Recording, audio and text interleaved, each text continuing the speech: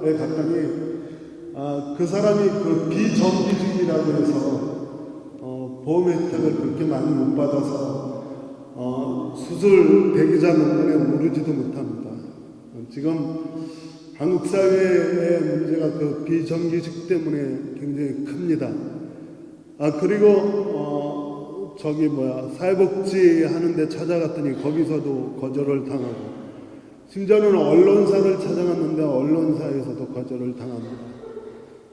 모든 걸 거절당한. 그래서 그 영화는 그 감독이 그 미국 사회를 비판하는 그러한 영화이긴 하지만 한국 사회가 지금 처해 있는 모든 현실을 반영하고 있습니다.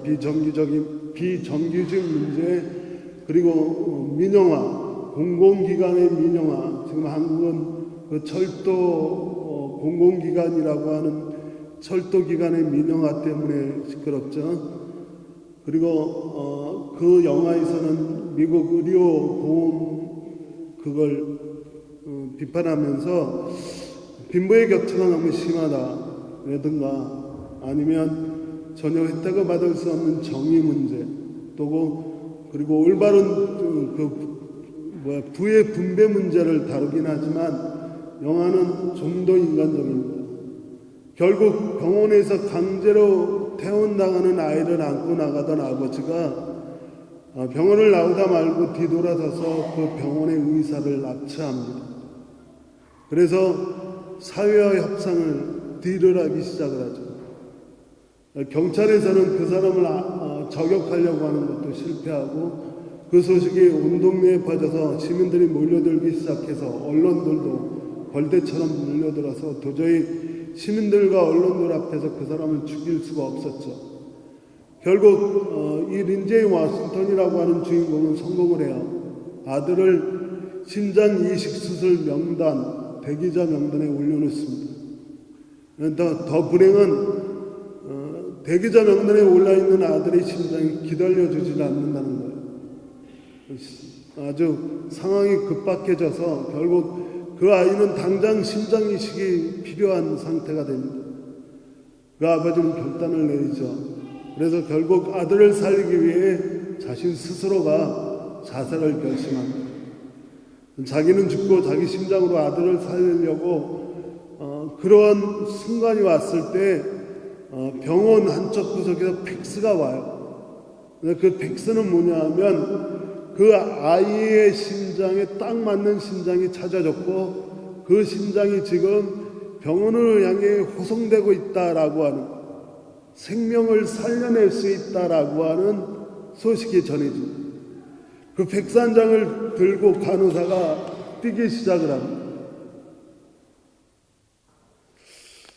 왜 이런 말씀을 드리냐면, 오늘 본문을 보면 성경에는 산을 넘는 사람들의 이야기들이 가득합니다.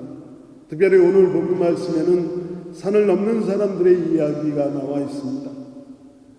산을 넘는 사람들의 발걸음이 오늘 조금 아까 말씀드렸던 그 간호사, 생명을 살리는 한 장의, 두 사람의 생명을 살리는 한 장의 팩스를 들고 뛰어오는 그 여인의 발걸음 같다, 그 간호사의 발걸음 같다 생각이 들어서 그 말씀 먼저 드리고요. 성경은 산을 넘는 사람들의 이야기들입니다. 출애굽한 이스라엘 백성들이 가나안으로 가는 길은 신명기 1장 2절에 보면은 호렙산을 지나서 세일산을 지나 가데스 바데아까지 가는 길이 10하루였다라고 이야기하는 것처럼 이스라엘 백성이 가나안으로 가는 길은 산을 넘는 그런 길이었습니다. 뿐만 아니라 하나님 말씀이 전 이스라엘 백성에게 전해졌던 모세가 하나님 말씀을 받았던 시내산에 오르는 것은 언약의 백성이 되는 길 역시도 말씀을 받기 위해 산에 올랐다가 다시 산을 오르고 내리는 사람의 이야기입니다. 뿐만 아니라 모세가 다 이스라엘 백성을 가나안 땅으로 인도해서 마지막 느보산 위에서 가나안 땅을 바라보면서 모세는 사라지죠. 대신 여호수아를 가나안 정복의 앞장을 세우게 되는데, 그때도 이스라엘 백성이 느보산을 내려와서 가나안으로 입성하게 됩니다. 꽤 오래전에 예루살렘을 다녀왔는데 제가 가장 뜻깊었던 건 예수님이 예루살렘을 들어가실 때마다 감람산이라고 하는 조그만 언덕이지만 감람산을 넘어서 예루살렘에 입성했었던 그런 광경을 목격한 적이 있습니다. 직접 본 건 아니고 가서 그랬을 것이다 라고 생각을 했는데, 아무튼간 성경의 인생은 산을 넘는 인생인데 예수님도 그 십자가를 지고 골고다로 올라가셨고 다시 부활의 모습으로 현현하셔서 우리에게 내려오셨습니다. 산을 오르고 내리는 오늘 본문의 말씀은 바로 그 산을 넘어서 기쁜 소식, 평화의 소식, 그리고 복된 소식을, 구원의 소식을 전하는 힘찬 발걸음의 소리를 듣게 됩니다. 구원의 기쁜 소식을 전하려고 산을 넘어오는 경쾌하고 빠르고 힘찬 발걸음 소리를 우리의 삶 속에서도 들어야 될 줄로 믿습니다. 2013년 여러분 어떤 산을 넘어오셨습니까? 저는 한국에서 독일로 오는 큰 산을 넘어왔습니다. 여러분은 교회 여러 가지 어려운 사정들 때문에 2013년 꽤 높은 산을 넘어오셨을 텐데 이제 2013년 며칠 남지 않았지만 그 나머지 산을 넘어가는 그것도 여러분의 발걸음이 경쾌하고 힘이 넘치고 그리고 빠른 발걸음이 되길 주님의 이름으로 간절히 축원을 드립니다.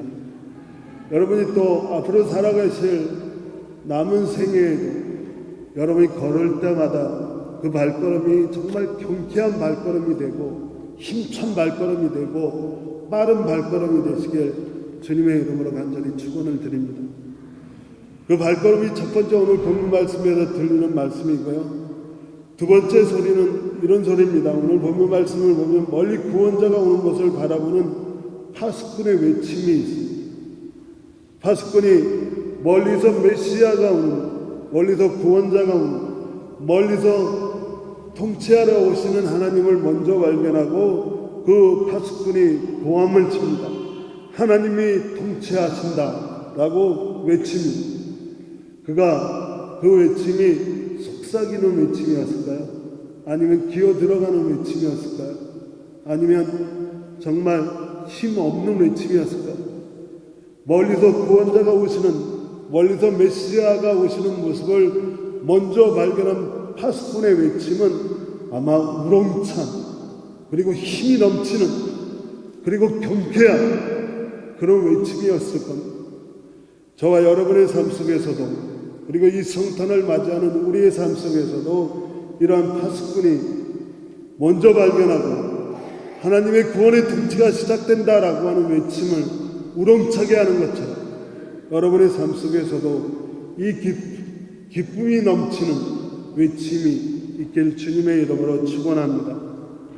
마지막 외침은 오늘 본문 말씀을 보면 파수꾼의 이 외침을 듣고 모두가 그 소리를 듣습니다. 그리고 위로하시고 구원하시는 분이 세상을 향해 오셨다라고 하는 사실을 보게 된 사람들이 모두 모여서 환호성을 합니다.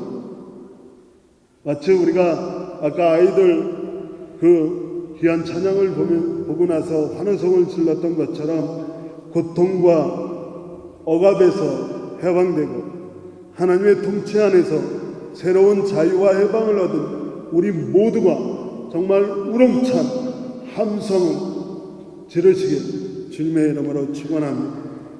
그래서 오늘 본문을 통해 성탄을 맞이하는 저와 여러분, 그리고 우리가 기도하는 모든 삶 속에 세 가지 소리가 들리길 원합니다. 우렁차고 힘차고 경쾌한 발걸음 소리가 들려주시길 다시 한번 축원합니다.